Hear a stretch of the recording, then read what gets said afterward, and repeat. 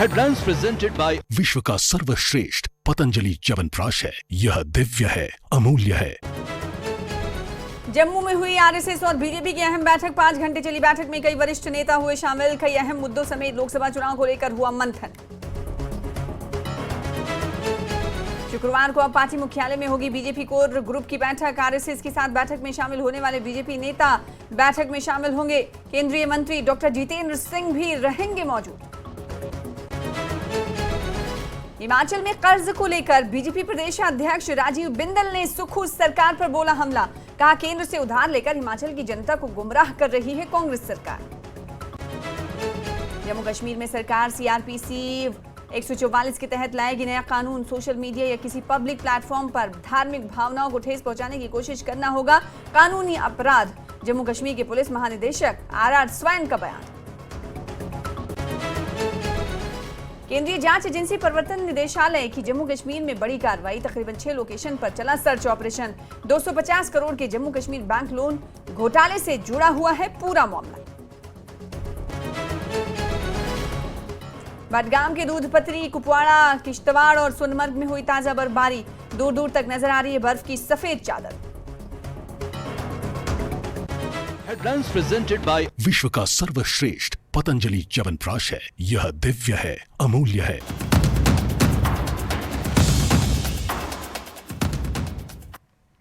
नमस्कार, स्वागत है आपका। आप देख रहे हैं महासंग्राम 2024। मैं हूं आपके साथ सना वारिस। तो आज लोकसभा महासंग्राम 2024 में 2 अहम मुद्दों के साथ हाजिर हैं। पहले मुद्दे की अगर बात करेंगे तो पहला मुद्दा हिमाचल से जुड़ा हुआ है। जी हां, लोकसभा चुनाव से पहले हिमाचल प्रदेश में बीजेपी और कांग्रेस के बीच जबानी जंग तेज होती जा रही है। हिमाचल बीजेपी के नेताओं ने राज्य सरकार पर केंद्र से उधार लिए गए पैसे पर राज्य की जनता को गुमराह करने का आरोप लगाया है। प्रदेश बीजेपी अध्यक्ष डॉक्टर राजीव बिंदल ने मौजूदा सरकार को झूठ का पुलिंदा बताया है। राजीव बिंदल ने कहा कि कांग्रेस सरकार सत्ता में आने का 1 साल पूरा कर रही है और 10 महीने में 11,000 करोड़ रुपए का कर्ज ले चुकी है। तो भाजपा ने ये जानकारी आरटीआई के तहत हासिल करने के बाद सार्वजनिक की है। उन्होंने कहा कि इसके बावजूद मुख्यमंत्री, उनके कैबिनेट मंत्री और कांग्रेस प्रवक्ता इस जानकारी को सिरे से खारिज कर रहे हैं। तो एक और मुद्दा जिस पर वार पलटवार सवाल और जवाब का सिलसिला शुरू हो चुका है, मुद्दा ये कि लोकसभा चुनाव से पहले ही सियासी जंग तेज होती हुई दिखाई दे रही है हिमाचल प्रदेश में। हिमाचल प्रदेश में बीजेपी और कांग्रेस नेता अब इस मुद्दे को लेकर आमने सामने नजर आ रहे हैं। मुद्दा है कर्ज को लेकर केंद्र से उधार लिए गए पैसे पर राज्य की जनता को गुमराह करने का आरोप लगा रही है बीजेपी। आपको बता दें कि बीजेपी अध्यक्ष डॉक्टर राजीव बिंदल ने मौजूदा सरकार को झूठ का पुलिंदा बताया है। इसके पीछे की वजह भी राजीव बिंदल ने ये बताई है कि 10 महीने में 11,000 करोड़ रुपए का कर्ज ले चुकी है सरकार। और उन्होंने कहा कि ये जानकारी हमें ऐसे ही नहीं मिली है, ये जानकारी हमें आरटीआई के तहत, आरटीआई के जरिए प्राप्त हुई है। और उन्होंने कहा कि उन्हें ये अचरज होता है, आश्चर्यचकित करता है कि इस मुद्दे पर कांग्रेस के नेता और प्रवक्ता सिरे से झूठ बोल रहे हैं या फिर इस मुद्दे को खारिज कर देते हैं। तो लोकसभा चुनाव से पहले हिमाचल प्रदेश की सरजमीन पर लगातार जबानी जंग तेज होती हुई जा रही है। चाहे आपदा से जुड़ा हुआ मामला हो, उस पर राहत राशि से जुड़ा हुआ मामला हो, उस पर भी दोनों पार्टियों के बीच काफ़ी ज़बानी जंग देखी गई। और अब कर्ज से जुड़ा हुआ ये मामला, जिसे अब बीजेपी ने आरटीआई के जरिए हासिल किया है इसकी जानकारी। और अब कहीं ना कहीं बीजेपी प्रदेश सरकार पर हमलावर होती हुई दिखाई दे रही है। बीजेपी का ये कहना है कि प्रदेश सरकार जनता को गुमराह कर रही है। केंद्र से कर्ज लेकर सरकार जनता को गुमराह कर रही है। राजीव बिंदल, जो कि प्रदेश के अध्यक्ष हैं, बीजेपी के अध्यक्ष हैं, और उन्होंने इस मुद्दे को उठाया है। और इस मुद्दे को उठाकर उन्होंने कहा है कि 10 महीने में ही 11,000 करोड़ का कर्ज ले चुकी है सरकार और उसके बाद लोगों को गुमराह किया जा रहा है सरकार की तरफ से। तो दो खास मेहमान हमारे साथ जुड़ रहे हैं जिनसे हम जानने की कोशिश करेंगे कि आखिर जो ये शुरुआत हुई है ज़बानी जंग की, इससे पहले भी हमने देखा कि कई मुद्दों पर वार पलटवार का सिलसिला शुरू होता रहा और ना सिर्फ शुरू होता रहा बल्कि उरूज पर होता हुआ दिखाई दिया। अब एक ये मुद्दा है कर्ज को लेकर, जिस पर अब भारतीय जनता पार्टी ने तीखा प्रहार किया है और प्रहार इस तरह से कि उन्होंने कहा है कि वो ऐसे ही इस मुद्दे को हवा नहीं दे रहे हैं बल्कि आरटीआई के तहत उन्हें जानकारी मिली है। दो खास मेहमान हमारे साथ जुड़ने वाले हैं, जो कि एक खास मेहमान आप टीवी स्क्रीन पर जिन्हें देख पा रहे हैं करण नंदा साहब हैं, जो कि BJP media in charge Himachal Pradesh से हमें ज्वाइन कर रहे हैं। आपका शुक्रिया वक्त देने के लिए। सबसे पहले ये जानना चाहेंगे कि कब आपको जानकारी आरटीआई के थ्रू मिली कि 11,000 का कर्ज प्रदेश सरकार 10 महीने में ले चुकी है? देखिए, आरटीआई की जानकारी जो है हमें जो है नवंबर माह में मिली और नवंबर माह में जो है अक्टूबर के आंकड़े जो हमारे को स्पष्ट आरटीआई में प्राप्त हो चुके थे जी। तो जैसे ही हमें ये आंकड़े प्राप्त हुए तो उसमें स्पष्ट रूप से दिखाई दे गया कि सरकार ने 10,800 करोड़ का ऋण लिया। और ये कब शुरू हुआ? सबसे पहले इनके उप मुख्यमंत्री मुकेश अग्निहोत्री जी बोलते हैं कुप्रबंधन के ऊपर व्हाइट पेपर लाते हैं और भाजपा को जिम्मेदार ठहराते हैं कि कर्ज इनके टाइम पे शुरू हुआ। उसके बाद जो है इनके मुख्यमंत्री कहते हैं कि हमने जो है 14,000 करोड़ का जो ऋण है वो हमने पिछले फाइनेंशियल ईयर में लिया। इसको सिद्ध करने के लिए हमने आरटीआई लगाई और हमने बोला कि इनकी जो गति है वो हमसे 10 गुना ज्यादा की है जब ये कर्ज ले रहे हैं। आप देखिए, जब हमने आरटीआई लगाई तो ये आरटीआई में स्पष्ट रूप से लिखा है कि दिसंबर से लेके अक्टूबर और अब जो है वो जनवरी से लेके नवंबर तक का जो है आंकड़ा हमारे समक्ष आया है। और उसके अंदर क्या है कि आप देखिए, सबसे पहले जो है हम ये बताना चाहेंगे आपको कि माननीय सुक्खू जी जो है, जो मुख्यमंत्री है यहाँ के, उन्होंने जो अपनी शपथ है वो 11 दिसंबर को ली। हमने 11 दिसंबर के बाद दिसंबर 30 तक कोई आंकड़ा नहीं ले रहे, ना उससे पीछे का कोई आंकड़ा ले रहे हैं। हम सीधा बोल रहे हैं कि पहला ऋण जो है वो इस कांग्रेस की सरकार ने जो है वो 19 जनवरी को लिया। और कितने का लिया? 1500 करोड़ का। उसके बाद 16 फरवरी को लिया 2,000 करोड़ का। फिर 16 मार्च को इन्होंने ऋण लिया 1500 करोड़ का, 24 मार्च को 1700 करोड़ का। तो अगर आप ये आंकड़ा देखें तो ये 24 मार्च को जो एंड हुआ है ये 6700 करोड़ का आंकड़ा है। अगर ये कह रहे हैं कि 14,000 करोड़ रुपए भारतीय जनता पार्टी ने लोन लिया है तो 7,000 करोड़ का लोन तो इनका भी है, ये 50-50 है। इसके ऊपर राजनीति ना करे, ये आंकड़े जो है ये गवर्नमेंट के आंकड़े हैं।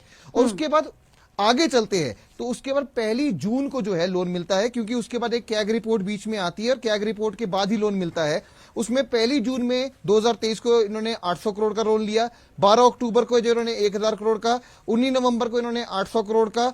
उसके बाद जो है कुल आंकड़ा जो है ये 10,800 करोड़ का, जब इन्होंने इस साल 4100 करोड़ का लोन लिया है। आप देखिए, कुल मिलाके जो है इन्होंने अगर लगभग अगर आप एवरेज माने तो 11 महीने की सरकार ने 11,000 करोड़ का लोन ले लिया है। और अगर यही गति रहती है तो ये 5 साल के अंदर 60,000 करोड़ का लोन लेंगे, ये निश्चित है। तो पूरी का पूरा जो है कुप्रबंधन जो है वो इन्हीं के द्वारा चल रहा है और इन्हीं के जो आंकड़े हैं वो जनता को गुमराह करने के लिए दे रहे हैं। भारतीय जनता पार्टी ने ऐसा कुछ नहीं किया। जो ये बार बार ये बात करते हैं कि लोन ये लेते हैं या कुप्रबंधन होता है, भारतीय जनता पार्टी ने अपना काम किया है। अब इनका समय है ये अपना काम अच्छे से करें। आप इसी के साथ ये भी तो इल्जाम लगा रहे हैं कि अपने चहेतों को हर विभाग में बिठा दिया गया है और साथ ही साथ अगर प्रदेश सरकार की बात करें तो उन पर पलटवार कर रही है। आपने उसका जवाब ये दिया कि हमने तो इतना लोन लिया था, ये सरकार तो हमसे ज्यादा 10 गुना ज्यादा बढ़ रही है। इस मुद्दे को लेकर क्या भारतीय जनता पार्टी आने वाले दिनों में और इस पर आक्रामक हो सकती है? देखिए, जब जब कांग्रेस पार्टी के नेता झूठ बोलने का प्रयास करेंगे, जब जब ये लोग जो है जनता को गुमराह करने का प्रयास करेंगे, तो विपक्ष के नाते भारतीय जनता पार्टी आवाज उठाएगी और तथ्यों के साथ उठाएगी। हम बार बार कह रहे हैं, इन्होंने जो है अपनी मौज मस्ती और ऐश प्रस्ती के लिए जो है लोन लेने का प्रयास किया है। 6 सीपीएस इन्होंने लगाए, 14 इन्होंने जो है इन्होंने ओएसडीज, पॉलिटिकल एडवाइजर्स एंड साथ में मीडिया इंचार्जेस लगाए हैं। अभी तो ये 12 मीडिया इंचार्जेस जिले में और लगाने वाले हैं। और इससे ऊपर जो है इन्होंने अपने एक विधायक को कैबिनेट बर्थ दिया है, इन्होंने मीडिया इंचार्ज को कैबिनेट बर्थ दिया है, पॉलिटिकल एडवाइजर, ओएसडी, इन सबको कैबिनेट बर्थ जो है इन्होंने रेवड़ियों की तरफ बांटे हैं। जो ये खर्चा जनता के पैसे के इनसे माध्यम से ये अपने ऊपर खर्च रहे हैं और कितना जो है कॉस्ट ऑफ जो ये आपका एक्सपेंस है ये बढ़ा रहे हैं, इसका खामियाजा है कि ये लोन जो है ये बढ़ता चला जा रहा है। दूसरी बात मैं आपको बताता हूं, आज तक जो है जितने भी इनके मंत्री जो है इस मुद्दे को लेकर डिफेंस पर आते हैं, उनके पास कोई तथ्य तो होते नहीं है पर टिप्पणी करते हैं। खुद के जो विकास कार्य है इनके पास एक भी ऐसा विकास कार्य नहीं है जो ये लोग गिना सा रहे हैं। और दूसरा जो है इनके विभाग के जो मंत्री है वो अपना ख्याल तो रख नहीं पाते हैं। करण नंदा साहब, ये तो मान ही रहे होंगे ना कि जब आपकी सरकारें रही, अगर एक वर्ष की बात कर लें तो जितना आप लोगों ने अमाउंट कर्ज लिया, लोन लिया, वो एक साल की आप बात कर रहे हैं कि एक साल 10 महीने की तकरीबन बात कर रहे हैं कि 10 महीने में 11,000 करोड़ का लोन लिया। लेकिन इसमें ये भी तो आप लोगों को देखना चाहिए ना कि आपदा के समय में अभी बहुत सारी राशि जो है वो कर्ज ली गई है सरकार की तरफ से। क्या इस पर ध्यान नहीं दे रहे? देखिए, ऐसा नहीं है। जो कर्ज है, कर्ज इनका जो है एवरेजली 1,000, 2,000, 2,500, मैंने आपको आंकड़े गिनाए पूरे, उसके हिसाब से चल रहा है। पर अगर आपदा में देखें, कोरोना से बड़ा आपदा जो है वो देश में और विदेश में और पूरे विश्व में कोई नहीं आया। पर भारतीय जनता पार्टी ने उस समय जो है, वर्तमान जयराम ठाकुर जी मुख्यमंत्री थे, उस वर्ष जो है आप देखिए कितना कम लोन लिया है। मैं आपको बताना चाहूंगा 2018 और 19 में जो टोटल कर्ज प्रदेश के ऊपर था वो 50,772 था। 19 और 20 में जब ये कोरोना काल शुरू हुआ तो ये हमने 56,106 करोड़ का कर्ज लिया, जो कि लगभग 6,000 करोड़ का कर्ज हमने एक साल के अंदर लिया। उसके बाद देखिए 20 और 21, जब कोरोना पीक पे था तो 20 और 21 में ये फिगर चढ़ के जो है ये 60,992 होगी। तो इसका मतलब हमने 4,000 करोड़ का कर्ज लिया जब कोरोना काल था। उससे बड़ी आपदा कोई नहीं थी। और उस टाइम भी जो है जयराम ठाकुर सरकार ने यहाँ के जितने भी मुलाजिम थे, कर्मचारी थे, उनकी सैलरी नहीं रुकने दी, विकास कार्य हुए, संस्थान खुले, जितने भी पीएचसी से वो चले, दवाइयां आई, वैक्सीनेशन हुई, पानी आया, सब कुछ सुचारू रूप से चला। और केवल जो है 4,000 करोड़ का कर्ज लेने के बाद, पर हमने जब इतने कठिन घड़ी के अंदर जो है 4,000, तो भारतीय जनता पार्टी का ये पक्ष है। भारतीय जनता पार्टी ने आरोप लगाया है और जिसके बाद जबानी जंग तेज होती हुई दिखाई दे रही है। जैसा कि हमने कहा था कि 2 खास मेहमान हमारे साथ जुड़ने वाले हैं। करण नंदा साहब भारतीय जनता पार्टी का पक्ष रख रहे हैं और हमारे साथ एक और खास मेहमान कांग्रेस स्पोक्स पर्सन के तौर पर जुड़ चुके हैं सुशांत कपरेट साहब। बहुत शुक्रिया और न्यूज 18 JKLH को वक्त देने के लिए। हमारे साथ करण नंदा साहब हैं, उनसे मैंने पूछा कि आप ये जो आंकड़ा RTI के तहत प्राप्त किए हुए हैं, जिसको आप आधार बनाकर प्रदेश सरकार पर हमलावर नजर आ रहे हैं, तो उन्होंने कहा कि ये तो हम सवाल पूछ रहे हैं, लेकिन इन पूरे सवाल को गुमराह करते हुए कहीं ना कहीं जनता को दिखाई दे रही प्रदेश सरकार। तो जब इतना कर्ज लिया है तो आखिर क्यों आप लोग नहीं मान रहे हैं? क्योंकि इनका कहना है कि सिरे से आप खारिज कर रहे हैं इस बात को।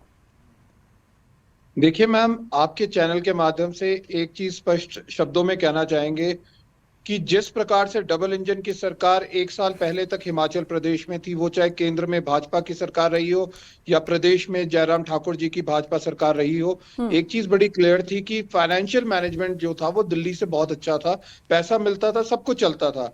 लेकिन आज समय वो आया है कि जहां पर केंद्र ने हिमाचल प्रदेश के ऊपर फाइनेंशियल कैप लगाया, रिस्ट्रिक्शंस लगाई है। आप वो समय भी देखिए जब हिमाचल प्रदेश से भाजपा की सरकार गई थी, उस समय कितना आर्थिक बोझ था और आज कितना आर्थिक बोझ है। इस आर्थिक बोझ के साथ साथ शायद एक चीज हमारे जो भाजपा के मित्र है वो बताना भूल गए कि जो त्रासदी का समय हिमाचल प्रदेश ने इस बार देखा है वो अपने हिमाचल प्रदेश के इतिहास में आज तक का सबसे विकराल रूप रहा है। उस विकराल रूप में भी आज भी जिस प्रकार से करण जी कह रहे थे भाजपा की ओर से कि भाजपा के समय में लोगों को सैलरियां मिलती थी, PSC चलते थे, वो सारी चीजें आज भी कांग्रेस के समय में चल रही है। बस सच्चाई सिर्फ ये है कि भाजपा अभी भी ये चीज स्वीकार नहीं कर पा रही कि वो हिमाचल प्रदेश की जनता ने उसे सत्ता से बाहर उखाड़ फेंक दिया है। और आने वाले 2024 का जो चुनाव है उसमें पूरे देश भर में जिस प्रकार से भाजपा के खिलाफ एक मूव बन रहा है, जिस प्रकार से पूरे देश भर में अनएम्प्लॉयमेंट बढ़ता जा रहा है, बेरोजगारी का लेवल चरम पे जा चुका है, हमारी इकोनॉमी जो है वो क्रैश कर रही है, तो ये कहीं ना कहीं जो डीमोनेटाइजेशन के बाद से लेकर जो अर्थव्यवस्था है वो पटरी में नहीं आई। करण जी ये कह रहे हैं कि जी आपने नहीं, इतना लोन लिया। ठीक है, करण जी की बात है, उसका भी जवाब दीजिएगा। मेरा सवाल सीधे तौर पर ये था कि जो भाजपा ने आरटीआई के तहत जानकारी हासिल की है, उसको उनका ये आरोप है भारतीय जनता पार्टी के नेताओं का कि इसे सिरे से खारिज कर रही सरकार। तो इसका सरकार के तहत ही तरफ से जानकारी दी गई है, तो क्या आप इसको नहीं मान रहे हैं क्या कि 10 महीने में 11,000 करोड़ का कर्ज ले चुकी है सरकार? मैम, मैं तो करण जी की बात के साथ बिल्कुल भी सहमत नहीं हूं। कहां पर किसने इनकी जो इंफॉर्मेशन है उसको रिफ्यूट किया है? कहां पर सरकार ने यह कहा है कि करण जी की इंफॉर्मेशन गलत है?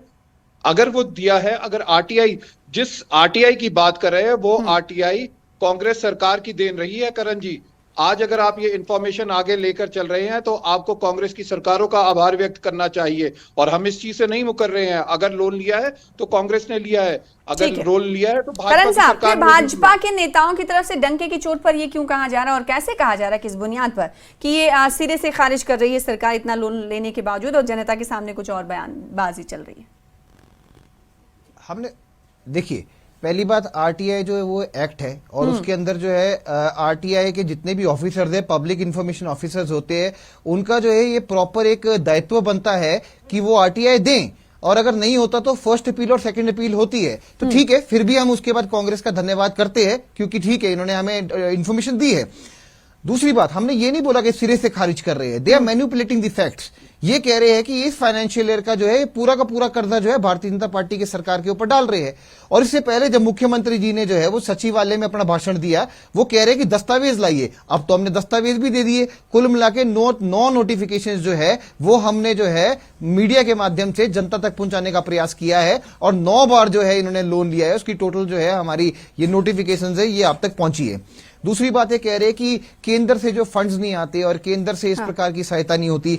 देखिए, अभी जो है 10 नवंबर ये भी को कहा इनको कि 66 जब डबल करोड़ का इंजन फंड की आया सरकार थी, भाजपा और भाजपा की सरकार थी, केंद्र में भी भाजपा, राज्य में भी भाजपा, तो आप तत्पर रहते थे उनकी हेल्प और मदद करने में। और अभी जानबूझकर ऐसा हो रहा है, क्योंकि हर बार ये इल्जाम, ये आरोप आप लोगों पर लगते रहते हैं। तो आखिर एक प्रदेश जो चला रही है कांग्रेस, अगर उनके नेता ये कहते हैं ये बात और आकर पब्लिक प्लेटफॉर्म पर कहते हैं, तो जाहिर सी बात है वो भी तो जनता देख रही होगी ना, कि इसका मतलब ये कि आप लोग मदद नहीं कर रहे उनकी। नहीं मैम, मैं आपको बता रहा हूं, बीजेपी जो है, केंद्र की सरकार ने हिमाचल प्रदेश को सब कुछ दिया है। हाँ। अभी देखिए, मैं आपको बता रहा हूं, 10 नवंबर को एक फंड आया है, स्पेशल स्कीम फॉर असिस्टेंट, जिसका जो आपका स्टेट 3, तो 50 इनको 66 करोड़ का तो वो फंड आया। फिर रूरल लोकल बॉडीज का जो ग्रांट है, इनको 52 करोड़ आया। चलो, इनको छोटे छोटे अमाउंट गिनाना बंद कर देता हूं। 189 करोड़ की जो संख्या है वो नेशनल डिजास्टर रिस्पांस फंड में इनको आया। उसके बाद जो इनको scheme for special assistant for stage 1, उसमें 26/7 को इनको जो है 553 करोड़ का फंड आया। उसके बाद जो है इसी प्रकार से ये तमाम फंड्स जो सरकार की तरफ से, केंद्र सरकार की तरफ से राज्य सरकार को दी गई है, वो एक एक करके आप उसकी डिटेल दे रहे हैं। लेकिन एक सवाल ये भी उठता है कि सुशांत साहब, आखिर इतना कर्ज लेकर सरकार कैसे चलाएगी? 5 साल कैसे आप लोग पूरे कर पाएंगे? 10 महीनों में ये बुरा हाल है, 11,000 करोड़ का कर्ज आप लोग ले चुके हैं, कैसे होगा आगे? मैडम, एक चीज स्पेसिफिकली आपके चैनल के माध्यम से और आपके श्रोताओं के माध्यम से बताना चाहेंगे कि प्रदेश सरकार को इस जो त्रासदी का समय था, 12,000 करोड़ से ज्यादा का आर्थिक नुकसान जो है हिमाचल प्रदेश को सहन करना पड़ा है। मैं स्पेसिफिकली कह रहा हूं 12,000 करोड़ से ज्यादा का। आज जो दयनीय स्थिति हिमाचल प्रदेश की बनी है, उसमें कहीं ना कहीं जो केंद्र की भागीदारी थी वो मिसिंग है। आज करण जी 300 करोड़ की बात करेंगे, 50 करोड़ की बात करेंगे, जब एक बड़े फिगर की बात कर रहे हैं, वो फिगर कहां है? वो चीजें मिसिंग है। और वो कहीं ना कहीं इसलिए मिसिंग है क्योंकि प्रदेश में ठाकुर सुखविंदर सिंह सुक्खू की सरकार है, हिमाचल प्रदेश में कांग्रेस की सरकार है। अगर मैं तो करण नंदा जी से सिर्फ एक चीज पूछना चाहूंगा कि हिमाचल प्रदेश में इतनी बड़ी त्रासदी आई तो उन्होंने हिमाचल प्रदेश को आपदा प्रभावित प्रदेश क्यों नहीं घोषित कराया? जिस प्रकार से उत्तरांचल में किया गया, जिस प्रकार से गुजरात में किया गया, जिस प्रकार से अन्य प्रदेशों में किया गया, क्या हिमाचल की गलती सिर्फ इतनी रही कि यहाँ पर कांग्रेस की सरकार है? तो फिर ये दोहरा सुलूक नहीं है, सौतेला सुलूक नहीं है, तो क्या है? कांग्रेस ही आपसे पूछ रही। देखिए, अगर उत्तराखंड में ये त्रासदी इसको घोषित किया गया तो वहां के मुख्यमंत्री ने खुद लिख के दिया था कि ये सिचुएशन हमारे आउट ऑफ कंट्रोल है and we can not take care of the situation, और आप जो है हमारे पास इतना फंड भी नहीं है, आप आइए टेक ओवर कीजिए। तो उस टाइम के लिए जो है वो सेंटर ने स्टेट को टेक ओवर किया था, उसके बाद जो है उसको त्रासदी घोषित किया था। वेल, इसके 3 पैमाने होते हैं। एक पैमाना ये होता है कि 75% of the total population Himachal Pradesh जो है वो अफेक्टेड होना चाहिए, पर इसमें नहीं 75% नहीं था, क्योंकि इसमें मेजरली आप देखेंगे मंडी, कुल्लू, सिरमौर और शिमला, ये जो 4 जिले हैं, मैं 12 जिलों में से बात कर रहा हूं, केवल 4 जिले इसमें प्रभावित हुए थे। तो 75% ऑफ द पॉपुलेशन जो है वो इसके अंदर कवर नहीं हुई। ठीक है, तो बीजेपी का ये कहना है कि तमाम मानक थे जिसे देखकर ऐसा फैसला नहीं लिया गया, लेकिन कांग्रेस का ये कहना है कि उनके साथ सौतेला सलूक किया गया। लेकिन खास बात यह है कि 10 महीने में 11,000 करोड़ का कर्ज लेना जाहिर सी बात है चिंताजनक बात है, और लोगों के जहन में भी सवाल उठ रहा होगा कि आखिर आगे कैसे चलेगा प्रदेश। बहुत शुक्रिया आप दोनों का हमारे साथ जुड़ने के लिए, इस खास मुद्दे पर बातचीत करने के लिए। फिलहाल आगे बढ़ेंगे महासंग्राम में दूसरी बड़ी खबर की तरफ। दूसरी बड़ी खबर आज जम्मू कश्मीर से आई। जम्मू में आरएसएस और बीजेपी के वरिष्ठ नेताओं ने आरएसएस मुख्यालय में दिन भर एक अहम बैठक की। इस दौरान बीजेपी और आरएसएस के नेताओं ने जम्मू कश्मीर की मौजूदा स्थिति के साथ जम्मू कश्मीर में अगले साल होने वाले लोकसभा चुनाव को लेकर रणनीति पर चर्चा की। साथ ही 2025 में राष्ट्रीय स्वयंसेवक संघ के साल भर चलने वाले शताब्दी समारोह की तैयारियों सहित कई मुद्दों पर भी विचार विमर्श किया गया। इस बैठक में बीजेपी के संगठनात्मक महासचिव बीएल संतोष, जम्मू कश्मीर और लद्दाख के प्रभारी और बीजेपी महासचिव तरुण चुग, सह प्रभारी जम्मू कश्मीर आशीष सूद और आरएसएस के वरिष्ठ नेता और साथ ही थिंक टैंक अरुण कुमार सहित राष्ट्रीय नेताओं ने भाग लिया। इस बैठक में जम्मू कश्मीर के वरिष्ठ बीजेपी नेता भी शामिल हुए, जिसमें बीजेपी प्रदेश अध्यक्ष रविंद्र रैना, महासचिव अशोक कौल, महासचिव डॉक्टर डी मनियाल, सुनील शर्मा और विबोध गुप्ता के अलावा अन्य नेता शामिल रहे। बता दें कि बीजेपी की कोर ग्रुप की बैठक होने वाली है कल, जिसमें केंद्रीय मंत्री डॉक्टर जितेंद्र सिंह के अलावा आज की बैठक में शामिल हुए नेता भी मौजूद रहेंगे। इस मुद्दे पर बातचीत करेंगे, रुख करेंगे जम्मू का। कई घंटे तक ये बैठक चली, बैठक हुई तो किन किन मुद्दों पर बात हुई जानना जरूरी हो जाता है। और आरएसएस के साथ भारतीय जनता पार्टी की बैठक होती है तो सवाल ये लाजमी उठता है कि आरएसएस के हवाले से बीजेपी का ये कहना कि आरएसएस एक सोशल कॉज के तहत तंजीम है, वो फिर रणनीति बनाने के लिए कैसे एक राजनीतिक दल के साथ बातचीत कर सकती है। कई ऐसे सवाल भी उठते रहे हैं, विपक्षी दलों की तरफ से उठाए जाते रहे। हमारे साथ हमारे संवाददाता समीर भट्ट जुड़ रहे हैं जम्मू से, उन्हीं का रुख कर लेते हैं। मीटिंग कई घंटों तक चली, क्या बात हुई, किन किन मुद्दों पर तबादले ख्याल किया गया, तफसील से बताइएगा समीर।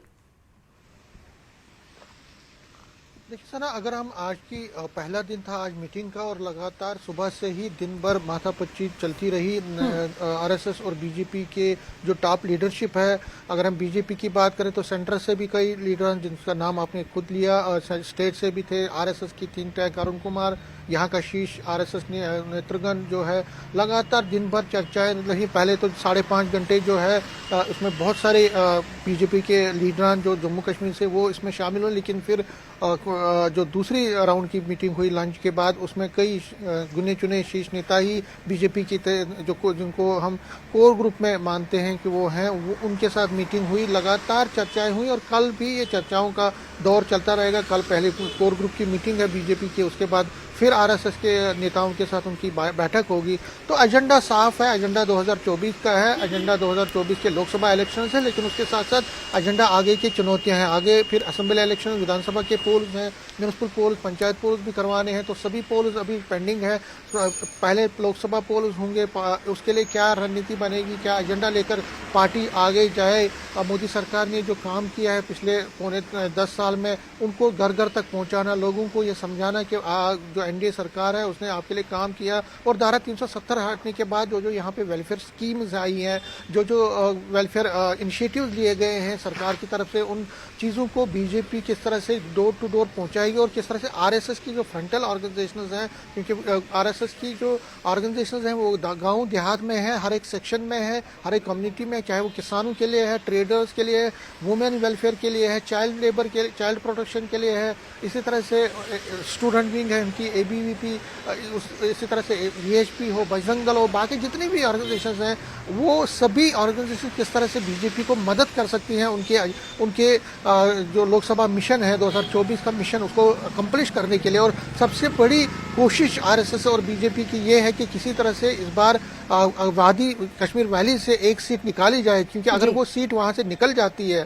तो आगे की जो असेंबली पोल्स होंगे उसमें उसका एक पॉजिटिव इम्पैक्ट पड़ेगा। और बीजेपी की ये कोशिश है, आरएसएस की ये कोशिश है कि जम्मू और उधमपुर में अपनी परफॉर्मेंस को और इम्प्रूव करे और लद्दाख में भी अपनी परफॉर्मेंस को इम्प्रूव करे। लेकिन उसके साथ साथ कश्मीर वैली में जो आज तक उन्होंने कोई सीट नहीं जीती है, वहां पहली बार कोई लोकसभा की सीट वहां से आए, ताकि उसका इम्पैक्ट आगे के असेंबली चुनाव में, विधानसभा पोल्स में हो, वहां पे पार्टी और ज्यादा मजबूत बन के उभरे। उसके लिए पार्टी कोशिश कर रही है कि जहां जहां कमजोरी है, जहां जहां पार्टी को लग रहा है कि उधर उसका मार्गदर्श या लोगों को वो समझाने में सफल नहीं हुई है, तो वहां पे लोगों को समझाना, उसके लिए बूथ लेवल पे पार्टी को और मजबूत किस तरह से किया जाए, क्योंकि बूथ अगर मजबूत होगा तो तभी को पार्टी को लगता है कि पार्टी जीत सकती है। तो ये नारा भी रहा है जो नया वोटर है कि मेरा बूथ सबसे मजबूत, ऐसा नारा भारतीय जनता पार्टी अक्सर देती रही है, तो उस पर कहीं ना कहीं अमल भी उनकी तरफ से किया जाता है। कल के अगर कोर ग्रुप की बैठक की बात करेंगे, इस हवाले से क्या कुछ जानकारी है आज अगर आप देना चाहें कि कल कितने बजे से ये बैठक शुरू होगी और कितने घंटे तक कोर ग्रुप की बैठक जारी हो सकती है, और कौन कौन से नेता जितेंद्र सिंह के अलावा इस बैठक में शामिल रहने वाले हैं, बड़े नेता? देखिए, जो आज नेता शामिल हुए थे वो भी रहेंगे ही। बीएल संतोष है और जनरल सेक्रेटरी नेशनल ऑर्गेनाइजेशन, इस तरह तरुण चुग है जनरल सेक्रेटरी बीजेपी नेशनल, इस तरह आशीष सूद है जो कि को इंचार्ज हैं, जम्मू कश्मीर प्रभारी हैं, को इंचार्ज हैं यहाँ के जम्मू कश्मीर के। इसी तरह से जो बाकी नेता हैं वो तो रहेंगे, लेकिन एडिशन डॉक्टर जितेंद्र सिंह का होगा। डॉक्टर जितेंद्र सिंह पहली फ्लाइट में कल यहाँ पे पहुँच रहे हैं। 10 बजे कहा जा रहा है कि 10 बजे से मीटिंग जो है पार्टी हेडक्वार्टर में शुरू होगी, और एजेंडा जो आज का है, आज का जो मंथन है, आज का जो फीडबैक देगी पार्टी, जिस तरह से पार्टी को निर्देश मिले हैं, जिस तरह से पार्टी को जो चीज़ें यहाँ पे डिस्कस आज की में होंगी, कल भी वो लगातार चलती रहेंगी। और समाज के हर एक वर्ग तक पहुंचना पार्टी का लक्ष्य है और बीजेपी का लक्ष्य है, और आरएसएस उसमें बीजेपी को मदद देना चाहती है, क्योंकि देखिए आगे चल के फिर बहुत सारी चुनौतियां, जिस तरह मैंने कहा कि एक तो लोकसभा है, उसके बाद असेंबली पोल्स होने, यहाँ पे पंचायत पोल्स, म्युनिसिपल पोल्स, बहुत सारे पोल्स यहाँ पे अभी पेंडिंग है, तो उसमें भी पार्टी को मजबूती दिखानी पड़ेगी, मजबूती ताकत अपनी दिखानी पड़ेगी। तो कुल मिला के एक मंथन चल रहा है। एक हम जो कह सकते हैं कि पार्टी के भीतर एक कोशिश ये की जा रही है कि बीजेपी में जहां जहां पे देखिए चुनौतियां इस तरह से हैं कि बहुत सारी, जम्मू की अगर बात है जहां पे कोर ग्रुप उनका है, वहां पे नाराजगी कई चीजों पे रही है, चाहे टोल प्लाजा पे, स्मार्ट मीटर्स पे रही हो या छोटी छोटी बाकी अन्य चीजों पर रही हो, तो उन चीजों को भी किस तरह से टैकल किया जाए, लोगों को किस तरह से समझाया जाए। पहले से ही पार्टी ने घर चलो अभियान जो है हर जगह घरों में जाके लोगों के पास जाके लोगों को समझाने की कोशिश की जा रही है, लेकिन उसमें और बढ़ोतरी भारतीय जनता पार्टी के हक में है और वो मुद्दे जो भारतीय जनता पार्टी के खिलाफ हैं, उन तमाम मुद्दों पर कहीं ना कहीं तबादले ख्याल किया जाएगा, विचार विमर्श किया जाएगा, जिसके बाद भारतीय जनता पार्टी की आगे कदम उठाने वाली रहेगी। और देखना ये होगा कि इस मीटिंग के बाद, इस बैठक के बाद क्या कुछ रणनीति में तब्दीली आती है। बहुत शुक्रिया हमारे साथ जुड़ने के लिए समीर, और इस खबर पर ज्यादा जानकारी देने के लिए। तो महासंग्राम 2024 में आज के लिए बस इतना ही। लगातार देखते रहिए News 18 JKLH। मुझे दीजिए इजाजत, नमस्कार।